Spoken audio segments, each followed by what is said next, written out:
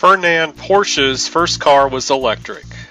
In 1898, more than 3 decades before founding his namesake company, 22-year-old Ferdinand Porsche designed his first ever automobile. An electric-powered car, officially known as the Ager Loaner Electric Vehicle C.2 Phaeton model. Unofficially, it was dubbed P1, after the code the young automobile designer engraved on all the vehicle's key components. Recently discovered in an Austrian garage where it remained virtually untouched since 1902, the historic electric car was unveiled with great ceremony at the Porsche Museum in Stuttgart.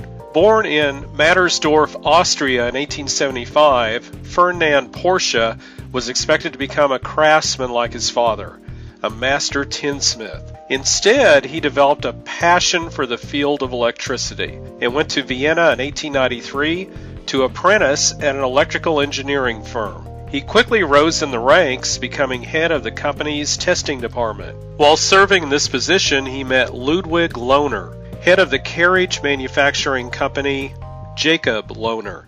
During his travels in the United States, Lohner had become convinced that the age of the horse and buggy was ending, and he wanted to start producing electric and gas-powered vehicles. He thought electric cars would be particularly marketable, as people sought to avoid excessive noise and exhaust fumes. Lohner commissioned Porsche to come up with an electric drivetrain, as the system that connects a vehicle's transmission to the drive axles is known. The result, which debuted on the streets of Vienna on June 26, 1898, was the P1. Constructed by Porsche himself, it had a rear-mounted octagonal electric motor, so named for the 8-sided design of the motor housing, that was powered by electric Tudor batteries.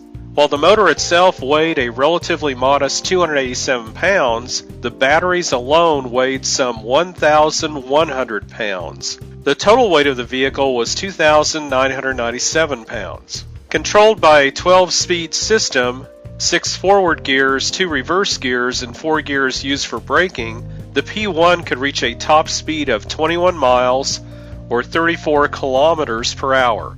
A single charge would carry it to 49 miles. In another innovative touch, the vehicle was also an early convertible of sorts. It could be configured in an open chassis, phaeton, or coupe style, depending on the season. In September 1899, Ferdinand Porsche took the P1 to an international motor vehicle exhibition in Berlin, where it represented one of 19 electric vehicle manufacturers among some 120 exhibitors. Most of the entrants were gas-powered cars. He drove it himself in a 24-mile road race of electric cars, during which it had to carry 4 passengers, including the driver. The challenging course included gradients, an 8.6-kilometer high-speed section, and a 7.8-kilometer efficiency test. Porsche and the P1 won the race easily, beating the next best finisher by 18 minutes. Meanwhile, technical difficulties kept more than half of the participants from reaching the finish line,